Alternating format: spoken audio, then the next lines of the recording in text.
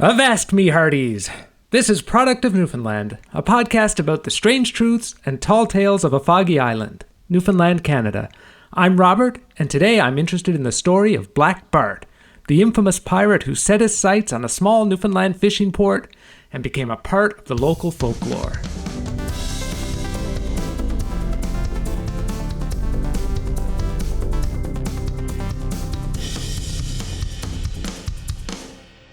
Picture it, Trepassey, 1720, a small seasonal fishing station on the coast of Newfoundland.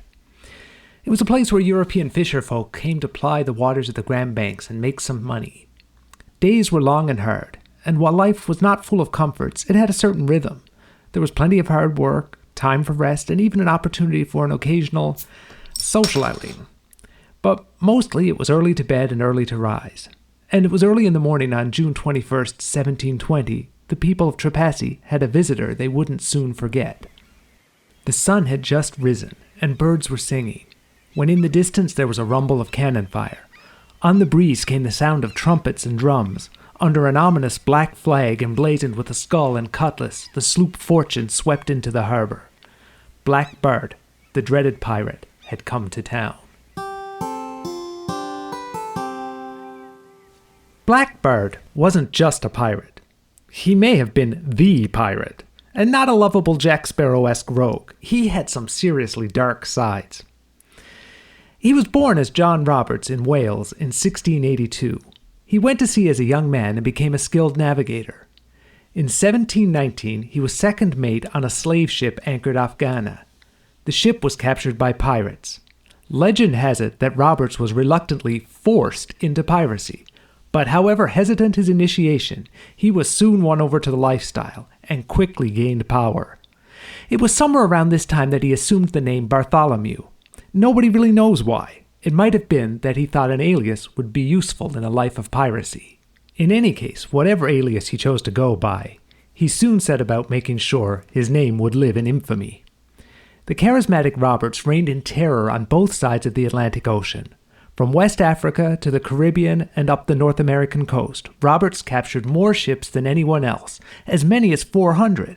He murdered governors, and he brought trade in the West Indies to a standstill. And he did it all with style. He was kind of a snappy dresser. Not that I would wear what he wore. Maybe memorable dresser is a better way of putting it. His favorite battle outfit consisted of a crimson waistcoat and breeches. He accented his hat with a red feather, and he wore a gold chain, complete with a diamond cross. Tacky dresser, that's the better way to put it. He was a tacky dresser.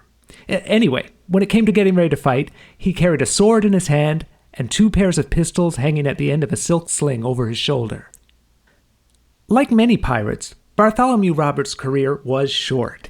He was killed by the Royal Navy near Africa in 1722, 3 years after becoming a pirate.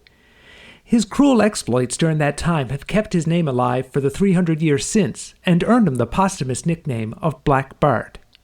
Back to Newfoundland and Trepassey. It was the spring of 1720. Bartholomew Roberts had been making his way north from the Caribbean. He hoped to avoid the hurricane season and was well aware that the poorly defended Newfoundland coastline offered a unique opportunity to enrich his fleet. As the story goes, which is a phrase I break out whenever it's hard to really pin down the truth, Robert's first port of call in Newfoundland was Ferryland. During a brief stopover, perhaps just to let the Newfoundlanders know who they were dealing with, he set fire to the largest ship in the harbor. Then from Ferryland, he went on to Trepassey. Now, 300 years ago, Trepassey was an important port in the Newfoundland migratory cod fishery, and compared to a lot of other stations on the coast, it was well provisioned. It was also relatively close to the trade routes used by the wealthy North American European merchants. It was an appealing destination for a pirate, and Roberts found it to his liking. On June 21st, Roberts' ship descended on Trepassey, and he did it like he did most things, with style. His black skull and cutlass banner flying and cannons firing, he swept into the harbor to a soundtrack from his onboard orchestra. It was an auspicious start to what would become a 2-week occupation. With little resistance in the port, Roberts was able to loot and pillage at his leisure. He sank some ships and set fire to others, sending the unarmed crews fleeing to shore. According to some reports, when all was said and done, Roberts had destroyed as many as 26 vessels. Without a doubt, Roberts' biggest coup in Trepassey was finding himself a new ship. He'd sailed into the harbor aboard the sloop Fortune. When he got there, he found a large merchant galley. He quickly decided it was better than his own boat. He seized it, had the best of his armament moved aboard, and christened it with a name befitting its higher status, the Royal Fortune. When the time came to leave, Roberts sent his men ashore for one last raid. The people, seeing them coming, fled to the woods, and the pirate crew landed unopposed.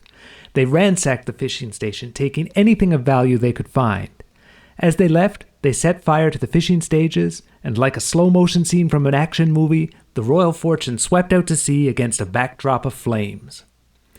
Before leaving Newfoundland waters, Roberts continued attacking vessels and occasionally convincing a local sailor to join his crew, including the famed John Walden, a.k.a. Miss Nanny. Miss Nanny is a bit of a mysterious figure, and is remembered largely for that unusual nickname. The thing is, no one knows where it came from really, or what it meant. It's been suggested that the name was intended to be derisive, and that Walden was Robert's lover. Others have said the name was used ironically because Walden was sort of a thug who served as Robert's hired muscle. Not that those two ideas are incompatible. Thugs and pirates need love too. The looting of Trepassey is the most popular tale of Bart's time in Newfoundland, but it's not the only story that's been told. For instance, for all that he supposedly stole, Roberts may have left something behind. According to an article by Alex Parsons in the Newfoundland Quarterly published over 100 years ago now, Roberts had a romance while he was in Trepassey. He fell in love with the daughter of a planter and fathered a child. Supposedly that child stayed with its mother in Newfoundland and grew up and passed on Robert's DNA to generations of Newfoundlanders. It's quite a claim, and I can't tell you it's not true, but my tall tale sensor is definitely tingling on that one.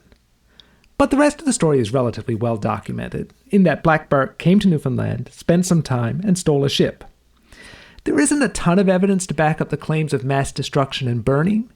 In a Newfoundland Quarterly article in 2015, Olaf Jansen points out that official reports made about the fishing business in 1720 failed to mention any losses due to Roberts. Now that doesn't mean there weren't any, but if he really did destroy 20-plus vessels and burn the community's fishing infrastructure, it seems odd that that wasn't worth a mention. But who knows? That's the problem with pirates. With pirates, it's hard to know where the fact ends and the fiction begins. Swords and pistols weren't a pirate's only weapon. A fearsome reputation served them well. They encouraged legends of terrible exploits because, if their prey was afraid, it made their work that much easier. Murder, marauding, and misinformation. It's always been the pirate way. And that's it for this episode. Thanks for listening. Check out the blog Product of Newfoundland for more strange truths and tall tales from Newfoundland. And if this kind of stuff is up your alley, click like and subscribe. There's tons of stories about ghosts, sea monsters, and pirates to tell yet. And stay tuned for the next episode, when I want to talk about a terrible thunder and lightning storm and what's got to be one of the world's worst bouts of hail. If it actually happened. See what I did there? Left you with a bit of a cliffhanger.